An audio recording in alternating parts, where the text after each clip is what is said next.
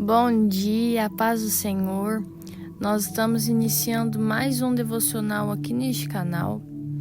E hoje eu gostaria de refletir com vocês em Abacuque, capítulo 3, os versículos 17 e 18, que diz assim: Porquanto, ainda que a figueira não floresça, nem haja fruto na vide, o produto da oliveira minta, e os campos não produzam mantimento, as ovelhas da malhada sejam arrebatadas, e nos currais não haja vacas. Todavia eu me alegrarei no Senhor, exultarei no Deus da minha salvação. Queridos, é muito fácil nós nos alegrarmos em momentos bons. É muito fácil nós nos alegrarmos quando a nossa colheita é abundante. É muito fácil nós nos alegrarmos quando tudo ocorre dentro do esperado. Quando os dias são azuis e cheios de calor e cheios de momentos bons e cheios de conquista. Mas Jesus sempre nos chama a viver uma alegria que não é baseada em fatores externos. E isso é uma coisa que confronta muito o nosso coração, porque nós, como seres humanos, às vezes esperamos que a alegria venha de fora.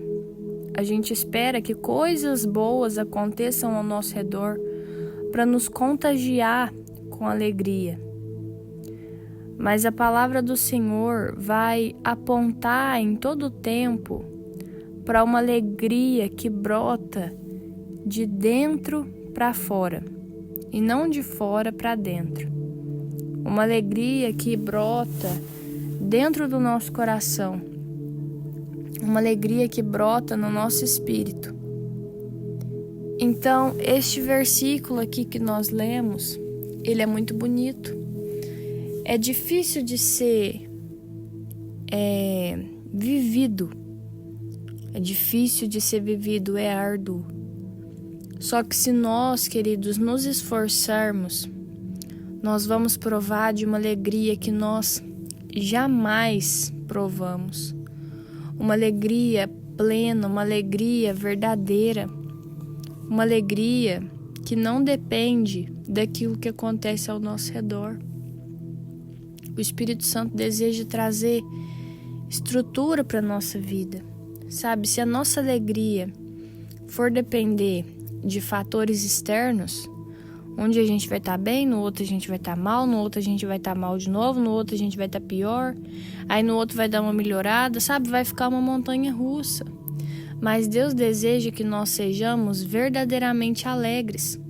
Sabe, ainda que as coisas estejam indo mal, Deus deseja que a nossa confiança nele seja o suficiente para nós estarmos alegres. Por quê? Porque nós sabemos que nada foge do controle de Deus. E se nada foge do controle de Deus e a vontade dele é boa, perfeita e agradável, a gente automaticamente não tem com que se preocupar. A gente automaticamente não tem com que se entristecer. Eu sei que às vezes o luto bate à porta, a decepção bate à porta, mas isso não pode abalar a nossa estrutura. A nossa alma, o nosso espírito precisa ser uma alma alegre, um espírito alegre. Sabe, ainda que às vezes por fora a gente esteja mais descaída, a gente tenha tido um dia ruim, mas a nossa alma, o nosso espírito não pode perder a esperança.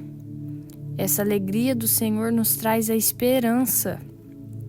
Então, o autor aqui deste versículo, ele é bem enfático. Portanto, ainda que a figueira não floresça, nem haja fruto na vide, ou seja, ainda que nada ocorra como eu espero, ainda que eu não tenha uma boa colheita. Por quê, queridos? Porque quando a gente planta, é esperado que a gente colha.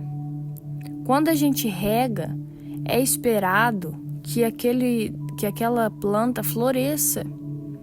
E se floresce, é esperado que haja fruto. Mas quantas vezes, queridos, nós regamos algumas coisas nas nossas vidas que não floresce, sabe? Simplesmente não é a hora, não é a vontade de Deus. E aí a gente se entristece, mas o autor aqui vai nos convidar a nos alegrarmos, mesmo quando a gente regar e não florescer. Sabe, existem coisas que simplesmente não são para ser na nossa vida. Deus tem planos melhores. E existem coisas que até chegam a florescer e aí pela hora que a gente acha que vai dar fruto, as flores começam a cair, murchar, não sei, parece que aquela árvore mirra e não dá o fruto que precisa, ou então o fruto já vem todo bichado, sabe, queridos? O autor está dizendo que mesmo nessas condições, ele se alegrará. Olha, ainda que o produto da oliveira minta e os campos não produzam mantimento. Então ele está aqui fazendo o compromisso de que mesmo que a despensa dele esteja vazia, ele vai se alegrar no Senhor. Queridos, olha a profundidade desse versículo, olha a profundidade da esperança, da alegria, da confiança desse autor. Ele está dizendo, olha, tá tudo bem se não houver um mantimento, Deus sabe o que faz. Ele ainda continua sendo suficiente na minha vida. Olha isso, ainda que as ovelhas da malhada sejam arrebatadas e nos currais não haja vacas, todavia eu me alegrarei no Senhor. Queridos, tudo isso que ele está falando, que não importa, é o sustento dele. Sabe, as vacas produzindo carne, as ovelhas produzindo ali a lã, produzindo ali, sendo, né, na verdade, animais utilizados ali nos sacrifícios. Então ele está dizendo, olha, ainda que eu perca tudo, eu ainda exultarei no Deus da minha salvação. E eu acho bonito que ele não fala assim, eu exultarei no Deus da minha provisão. Não. Ele não diz que, ele não fala que o Deus da provisão, ele não está esperando que o Senhor venha assim milagrosamente traga uma provisão para a vida dele. Ele está realmente conformado que ainda que tudo isso falte, ainda que Deus não venha prover nada na vida dele, ele ainda vai se alegrar, ainda vai ser suficiente. Por quê? Exultarei no Deus da minha salvação. Ele está aqui mostrando que o mais importante é a salvação. É aquilo que Deus faz por nós espiritualmente, queridos. Sabe? Existe um versículo que diz que ainda que o nosso exterior esteja se desgastando, o nosso interior está sendo renovado dia após dia. Então nós preocupamos tanto com o externo, nós preocupamos tanto com aquilo que nós vamos vestir, com aquilo que nós vamos comer, que a gente se esquece, queridos, que a nossa é o nosso espírito que precisa estar alimentado. Então, esse versículo aqui, ele me chama a atenção nessa parte, porque o autor reconhece a superioridade do espírito àquilo que é material. Ele reconhece que aquilo que é material não passa nem perto daquilo que é espiritual. Então, o que ele diz? Então, ainda que a figueira não floresça, não haja fruto na vide, o produto da oliveira minta, não importa, eu vou me alegrar, eu vou exultar no Deus da minha salvação. A nossa vida aqui é passageira, por mais que nós soframos aqui na terra, tudo isso vai passar, mas o Senhor Deus é o Deus da nossa salvação. E se Ele quiser, Ele pode nos salvar das situações aqui na terra, nos trazendo soluções, ou se Ele também não quiser, Ele pode simplesmente nos levar para o seu seio. Nós precisamos falar sobre isso, sabe, queridos? Porque às vezes nós falamos tanto sobre a restituição do Senhor na nossa vida, sobre a prosperidade do Senhor nas nossas vidas. Mas e aquele mendigo com o rico? Aquela parábola do rico e do mendigo. Sabe, a palavra do Senhor diz que o mendigo, ele era servo de Deus e ele ficava ali desejando as sobras daquele rico. E a palavra diz que os dois morrem na condição que estão. O rico morre rico e o pobre morre pobre. Só que existe uma diferença. A palavra do Senhor diz que o rico vai para o tormento eterno. E o pobre, o mendigo, ele vai para o descanso eterno. E aí agora Jesus faz aqui uma alusão, né? Uma parábola do rico olhando e falando assim: olha, molha pelo menos a pontinha do dedo na água e me dá. E aí vem, né, ali a voz do céu dizer: olha, quem tá daqui não passa para aí, quem tá daí não passa para cá, né? Ou seja, você já fez a sua escolha enquanto vivo. Então, queridos, o que realmente importa é a nossa salvação, é a nossa vida eterna. Porque esse pobre dessa passagem, esse mendigo dessa passagem, né, o Lázaro era o nome dele, ele morreu em sua condição de mendigo. Só que quando ele fechou os olhos aqui, ele encontrou descanso. Ele encontrou abundância como nunca viu igual. Abundância muito maior do que ele via na mesa daquele rei soberbo.